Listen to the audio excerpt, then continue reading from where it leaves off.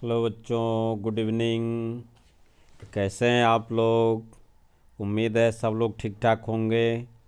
चलिए, मैं आपके द्वारा पूछे गए प्रश्न का जवाब बताता हूँ। पहले मैं आपका प्रश्न पढ़ दे रहा हूँ। प्रश्न है, धातु का एक कैलेंडर निर्मित किया गया है जिसमें माह, दिन और दिनांक का उल्लेख है। एक माह के लिए एक प्लेट। फरवरी माह के कैलेंडर को कितने प्रकार से निर्मित किया जाएगा ताकि वह आगे के वर्षों की संभावना को पूरा कर सके? तो इसमें बच्चों जो ध्यान देने वाली बात है वो यह है कि सबसे पहले फरवरी माह में कुल दिनों की संख्या का चयन करना। और आप जानते हैं कि फरवरी माह में 28 या 29 दिन हो सकते हैं। तो अब यह निर्भर करता है कि अब आप 28 दिन का फरवरी ले रहे हैं या 29 दिन का। अच्छा, दूसरी बात, फरवरी माह के पहले दिन का चयन करना। दो बातों पर ध्यान देना होगा आपको। फरवरी माह में 28 या 29 दिन हो सकते हैं, तो कुल दिनों की संख्या चयन करना। दूसरी बात, फरवरी माह के पहले दिन का चयन करना, क्योंकि सप्ताह में 7 दिन होते हैं, तो किस दिन का चयन करेंगे यह भी यह भी महत्वपूर्ण है। तो अब चलिए हल कैसे करेंगे। पहले कार्य को करने के कुल प्रकार, मतलब फरवरी माह में 28 या 29 दिन को चयन करना है, तो पहले कार्य को करने के कुल प्रकार कितने होंगे? 2, कि या तो 28 दिन या 29 दिन। तो इसके कितने प्रकार होंगे? 2। दूसरा, दूसरे कार्य को करने के कुल प्रकार 7 होंगे। क्यों? क्योंकि एक दिन में एक सप्ताह में 7 दिन होते हैं, तो सातों में आप कोई दिन ले सकते हैं।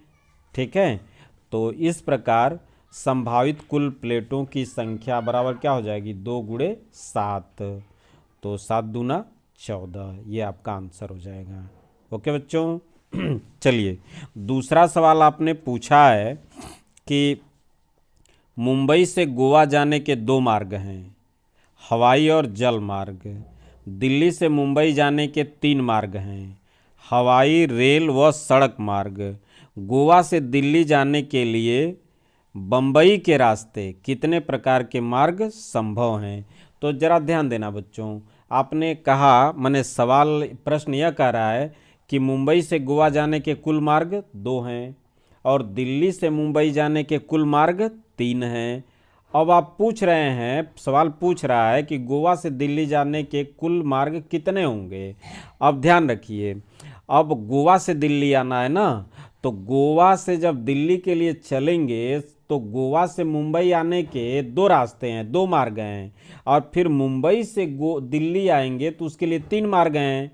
तो गोवा से मुंबई आने के लिए 2 मार्गों का चयन करना होगा और मुंबई से दिल्ली आने के लिए 3 मार्गों का चयन करना होगा। तो इस प्रकार आपका होगा गोवा से दिल्ली जाने के लिए कुल मार्ग की संख्या, कुल मार्ग बराबर हो जाएगा 2 गुणे 3 6। अब आप यहाँ यह समझिए कि यहाँ किस नियम का पालन किया जा रहा है, किस नियम पर लगा रहे हैं।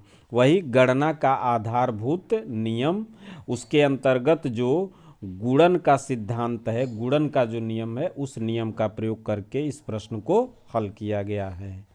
और बच्चों देखो, आप इसको सूत्र के माध्यम से भी लगा सकते हैं, डायरेक्ट सूत्र के माध्यम से, जो NPR होता है। तो अभी चूंकि मैंने आपको सूत्र बताया नहीं है, तो इसलिए जो गणना का आधारभूत सिद्धांत है, उसी सिद्धांत के आधार पर मैं इस प्रश्न को बता रहा हूँ। तो चलिए, आज का प्रश्न आपका हल हो गया और उम्मीद है कि मैं 2-3 प्रश्न रोज़ आपको ऐसे हल करके ग्रुप में भेजता रहूँगा। चलिए, गुड इवनिंग, धन्यवाद। ठंडक से बच के रहिए और पढ़ाई करिए।